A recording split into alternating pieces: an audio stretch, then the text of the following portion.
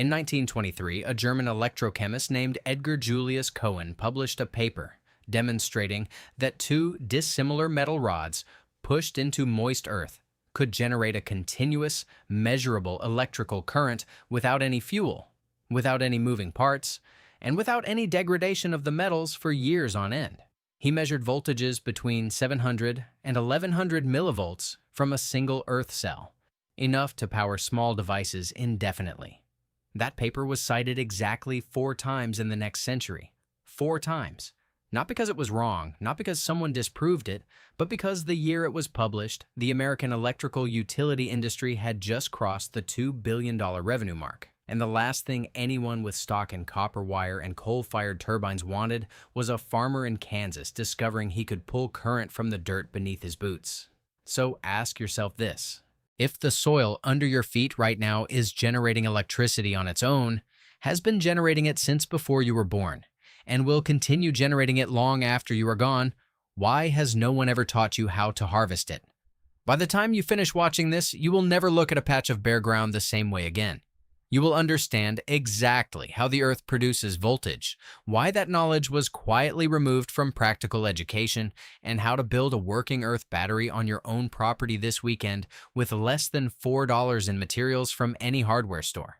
This is not a thought experiment. It is not theoretical physics. It is an observable, repeatable phenomenon that your great-grandparents may very well have used, and that you were never told about for reasons that have everything to do with money and nothing to do with science. The earth battery is not a modern invention. It is not a fringe concept dreamed up in someone's garage. The earliest documented use of galvanic ground cells dates to the 1840s, when the telegraph industry discovered something peculiar. Telegraph lines running across long stretches of the American frontier would sometimes continue operating even after their primary batteries failed. The operators noticed that when the copper ground rods at each end of the line were buried in moist soil, a faint but steady current would flow through the circuit with no battery connected at all. Alexander Bain, the Scottish inventor who patented the first electric clock, filed a patent in 1841 for what he called an earth battery, specifically designed to use the electrochemical potential of the ground to drive telegraph signals. By the 1860s, several telegraph companies in the western United States were running long stretches of line on earth power alone. One documented case in Arizona Territory described a telegraph relay operating continuously for over 3 months on nothing but current drawn from 2 dissimilar metal plates buried 6 feet apart in mineral-rich desert soil. The knowledge was not secret. It was not hidden. It was printed in engineering manuals and discussed openly in scientific journals. The reason it mattered so little to industry at the time was simple. Telegraph lines needed only tiny amounts of power, and the earth battery delivered tiny amounts of power. It was a perfect match. But when the electrical utility model emerged in the 1880s and 1890s, that match became a threat. Thomas Edison and George Westinghouse were not building a system designed to help individuals power their own homes. They were building a system designed to sell electricity as a commodity, delivered through centralized generation and metered at every point of consumption. An earth battery does not need a meter. It does not need a monthly bill. It does not need a power plant. And that is precisely why, between 1900 and 1930, references to earth batteries in practical manuals and agricultural education disappeared almost entirely. The timing is not coincidental. The Rural Electrification Act of 1936 brought grid power to millions of American farms, and in the decade leading up to it, agricultural extension services funded in part by electrical cooperatives and equipment manufacturers systematically replaced older self-sufficiency curricula with programs that assumed grid dependence. Cohen's 1923 paper, which provided the clearest electrochemical explanation for why earth batteries worked and how to optimize them, arrived at precisely the wrong moment. The utility industry was consolidating. General Electric's revenue that year exceeded $270 million. Westinghouse was close behind. The idea that a farmer could generate useful current from 2 pieces of scrap metal and wet dirt was not disproven. It was simply made irrelevant by an industry that had every financial incentive to make you forget it existed. So, how does it actually work? The science is straightforward. And you are more than capable of understanding it because you have already seen this principle in action every time you have used a common battery. A standard alkaline battery, the kind you put in a flashlight, operates on a simple electrochemical reaction. Two different metals, or compounds containing different metals, are placed in contact with an electrolyte, a substance that allows ions to flow between them. The chemical difference between the two metals creates a potential difference, which is just another way of saying voltage. Electrons want to flow from one metal to the other, and if you give them a path, a wire, they will travel through that path and do work along the way. That is all a battery is. Two different metals and something wet between them. Your soil is an electrolyte. It is not a dry, dead substance. Living soil is a complex solution of water, dissolved minerals, organic acids produced by microbial activity, and ions of dozens of elements. The electrical conductivity of healthy topsoil typically ranges between 200 and 800 microsiemens per centimeter, which places it in the same functional category as the weak acid solutions used in early voltaic cells. When you push a copper nail into that soil, and then push a galvanized nail, which is steel-coated in zinc, into the same soil 12 inches away, you have created a voltaic cell. The copper has a standard electrode potential of positive 0.34 volts. Zinc has a standard electrode potential of negative 0.76 volts. The difference between those two values gives you a theoretical maximum voltage of approximately 1.1 volts per cell. In practice, depending on soil moisture, mineral content, temperature, and the surface area of your electrodes, you will measure between 0.5 and 1.0 volts from a single pair of nails. That is not nothing. A single AA battery gives you 1.5 volts. Two earth cells wired in series give you enough voltage to light a small LED indefinitely. 10 cells wired in series, which is just 20 nails in the ground arranged in pairs, can produce 5 to 7 volts, enough to trickle charge a small battery bank. The current is low, typically between 1 and 20 milliamps per cell depending on electrode size, but current can be increased by using larger electrodes, bearing plates instead of nails, or adding organic material to enrich the soil electrolyte. This is not magic. It is the same chemistry that powers every battery you have ever purchased. The only difference is that the electrolyte is free, it replenishes itself with every rainfall, and it is already under your feet right now. Here is where you need to pay close attention, because this is the part they do not want you to understand in full. The suppression of Earth battery knowledge was not a dramatic event.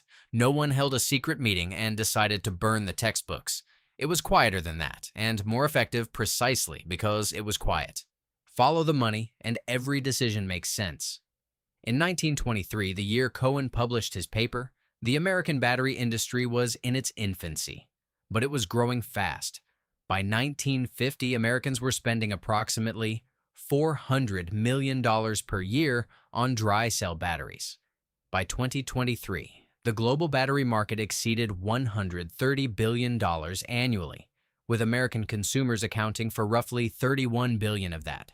$31 billion every year, spent on devices that do exactly what two nails in wet soil do, just in a portable and disposable format. The utility industry adds another layer. The average American household pays approximately $1,400 per year in electricity costs. For 38 million rural homes across this country, that totals over $53 billion flowing annually from homesteads and small properties to centralized power companies. Now, Earth batteries will not replace your entire grid connection tomorrow. No honest person would tell you that. But they can power small critical systems, LED lighting in outbuildings, electric fence chargers, soil moisture sensors, small radio equipment, trickle charging for tool batteries without a single cent going to the power company. And more importantly, the principle behind them, that the Earth itself is an electrochemical resource, opens the door to larger-scale Earth energy systems that were actively researched in the 1920s and then quietly defunded. Nathan Stubblefield of Murray, Kentucky demonstrated in 1902 a working Earth cell telephone system that transmitted voice signals using ground current alone, no wires strung on poles, no utility company needed. He was granted U.S. patent 887,357 for the device. He died in poverty in 1928, largely forgotten. His technology was not flawed. It was simply incompatible with a business model that required you to pay monthly for the privilege of communication. Every dollar you spend on a disposable battery, every payment you make to a utility, every time you assume that electricity must come from a plug in the wall, you are paying a tax levied not by your government, but by an economic system that decided your soil was not a valid source of energy.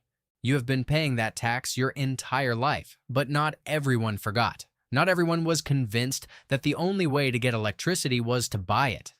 In the hill country of Central Appalachia, there are families who never fully connected to the grid, not because they could not afford it, but because they did not trust it. In the 1970s, a loose network of back-to-the-land homesteaders in eastern Kentucky and western Virginia began experimenting with earth batteries based on plans found in pre-1930 agricultural manuals recovered from estate sales and library discard piles.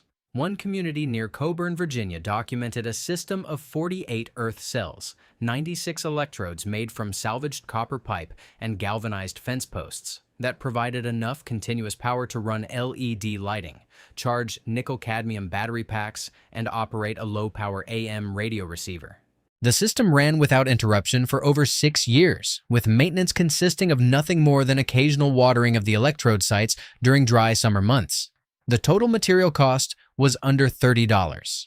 In Japan, researchers at the University of Tokyo published a 2015 study on what they called soil microbial fuel cells, which operate on a related but distinct principle, using bacteria in the soil to catalyze the electrochemical reaction and boost current output. Their prototype cells produce sustained power densities of 68 milliwatts per square meter of soil surface, enough to power environmental monitoring sensors indefinitely. The researchers noted with visible frustration in their published abstract that the underlying science had been well established since the early 20th century, but had received almost no research funding relative to its potential. In Ethiopia, rural communities have been using buried metal electrodes to charge mobile phones since at least 2011, a practice documented by aid workers but never scaled because commercial battery and solar companies had already locked in distribution contracts. The pattern is always the same. Wherever people are isolated enough to discover or remember this knowledge, it works. Wherever industry has enough reach to offer a paid alternative, the knowledge disappears from official channels. Your grandparents may have known this. Their parents almost certainly did. The question is whether you will be the generation that picks it back up. Now, here is what you came for. Here is exactly how to build a working earth battery on your property with materials you either already have or can buy for less than the cost of a fast food meal. You will need 2 types of metal. Copper and zinc are the most effective combination. A copper nail or a short length of copper pipe works perfectly. For the zinc electrode, use a galvanized nail, which is an ordinary steel nail coated in zinc. You can find both at any hardware store. A 3-inch copper nail costs roughly 15 to 25 cents. A galvanized nail of the same size costs less than a dime. You will also need a short length of insulated copper wire, the kind used for small electrical projects, available in any hardware or automotive store for a few dollars per spool. That spool will last you dozens of cells. Start by choosing a patch of soil that stays naturally moist, near a downspout, beside a rain barrel, along the drip line of your roof, or in a low area of your yard where water tends to collect. Dry sand will not work well. You want soil that feels damp when you push your finger in 2 inches. Rich, dark soil with high organic content will give you the best results because the microbial activity increases the concentration of dissolved ions in the soil solution. Push the copper nail into the soil until only about half an inch remains above the surface. 12 inches away, push the galvanized nail to the same depth. Wrap the exposed end of your insulated wire around the top of the copper nail, making a tight connection. Run the wire to the galvanized nail and strip a short section at the end, wrapping it tightly around the galvanized nail. You have just built your first earth cell. If you have a multimeter, and I strongly recommend owning one since they cost about $8 and are invaluable for any homesteader, set it to DC voltage and touch the probes to your 2 nails. You should read somewhere between 0.5 and 1.0 volts. If you are getting less than 0.4 volts, your soil may be too dry. Water the area gently and wait an hour, then test again. You will see the voltage climb. To get useful power, you need to wire multiple cells in series. This simply means connecting the copper nail of one cell to the galvanized nail of the next cell, forming a chain. 10 cells in series will give you 5 to 8 volts. 20 cells will give you 10 to 15 volts. To charge a standard USB device, you need 5 volts, which means 10 cells will get you into the right range. However, the current from small nails is low, typically around 2 to 5 milliamps per cell. This means charging will be slow. To increase current, use larger electrodes. A 6-inch piece of half-inch copper pipe buried 8 inches deep, paired with a foot-long galvanized fence staple, will give you the same voltage but significantly more current, often 15 to 25 milliamps per cell. Within 7 days of installation, you will notice something interesting. The voltage will not decrease. In fact, as microbial communities establish themselves around the electrodes and the soil chemistry stabilizes, many builders report a slight increase in voltage during the first month. After 30 days, your system should be producing steady, reliable power with no maintenance other than ensuring the soil stays moist. By the end of one growing season, the electrode surfaces will develop a patina, a thin layer of oxidation that actually improves ion exchange in some configurations. The most common mistake people make is spacing the electrodes too close together, which allows the ion fields to overlap and reduces efficiency. Keep a minimum of 12 inches between each pair, and if you are building a large array, keep pairs at least 18 inches apart from neighboring pairs. The most common objection you will hear is that the power output is too small to matter. That objection comes from people who think electricity must come in large, expensive quantities. A single 10-cell earth battery producing 5 milliamps at 6 volts is producing 30 milliwatts of continuous power, 24 hours a day, 365 days a year. That is 263 milliwatt hours per year from 10 pairs of nails. Scale that to 100 cells across your property, and you are harvesting over 2.5 watt-hours continuously, enough to maintain charged emergency batteries, run LED pathway lighting, power soil moisture sensors, and keep an electric fence charger operational without ever buying a battery or paying a power bill for those systems. And here is the result you can look forward to. By next spring, you could have a fully operational earth battery grid across your property, invisible beneath the surface, costing you less than $20 total, producing free electricity from nothing but the chemistry of the ground you already own. But this is only the beginning. Once you understand that your soil is an electrochemical system, other doors open that you may not have considered. The same microbial activity that drives earth battery current is directly related to soil fertility. A soil that produces strong earth battery voltage is, almost without exception, a biologically active soil, one that is cycling nutrients efficiently, supporting robust fungal networks, and breaking down organic matter at an optimal rate. Your earth battery is not just a power source, it is a soil health diagnostic tool. If a section of your garden produces noticeably lower voltage than another section, that is telling you something about the microbial life and mineral content of that specific patch. You are getting real-time biological feedback from your own land, for free, from 2 nails and a wire. Beyond diagnostics, the principle of electrochemistry in soil connects directly to the practice of electroculture, the deliberate use of small electrical currents to stimulate plant growth. This is not New Age speculation. Research published in the Proceedings of the Royal Society as early as 1846 documented increased crop yields of 17 to 32% in electrified garden plots compared to controls. Finnish agricultural trials in the 1920s, conducted under the direction of Professor Selim Lemström, showed barley yield increases of 37% and strawberry increases of over 70% when atmospheric antennas were used to direct small currents through growing soil. The same earth cells you build for power can be positioned strategically within your garden beds to deliver a constant, gentle current through the root zone of your crops. You are not just generating electricity. You are potentially boosting your food production using the same buried infrastructure. And once you have a working earth battery array, you have the foundation for a gravity-fed, solar-independent, grid-independent monitoring system for your entire homestead. Soil moisture, temperature, perimeter security sensors, all powered by the ground beneath them, all invisible, all free of ongoing cost. One piece of knowledge buried for a century, and it unlocks an entire system of self-reliance that no corporation can meter, no utility can shut off, and no regulation can easily restrict. The soil beneath your property has been generating a quiet, steady electrical potential since before your house was built, since before the roads were paved, since before anyone drew a property line on a map. It was doing it when your grandparents worked this kind of land with their hands, and it will be doing it long after every power plant currently operating has been decommissioned and forgotten. You did not need permission to discover this. You did not need an engineering degree. You needed 2 nails, a piece of wire, and the willingness to question why no one ever told you the ground was alive with energy.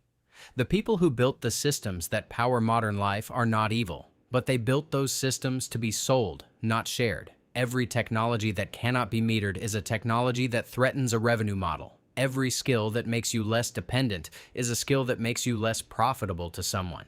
Knowing this does not make you paranoid. It makes you informed. And being informed is the first step toward being free. The electricity is already there under your boots waiting. Go put 2 nails in the ground.